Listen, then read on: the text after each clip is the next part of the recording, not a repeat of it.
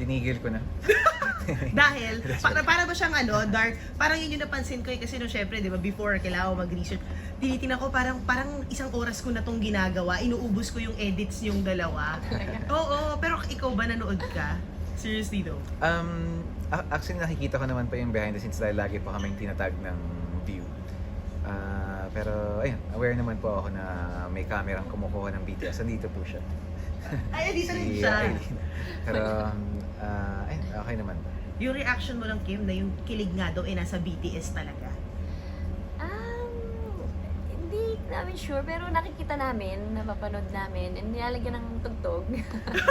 So, Kasi feeling mo edit added ng- factor. Added factor pag may music, di ba? Oo. Siyempre pag gaganyan-ganyan ka lang sa halap ng electric fan, di ba parang ang ganda-ganda mo Oo. na. Tapos, siguro ganun lang kami sa set, masaya lang kami, everyone's happy, everyone ang ganda ng working environment namin.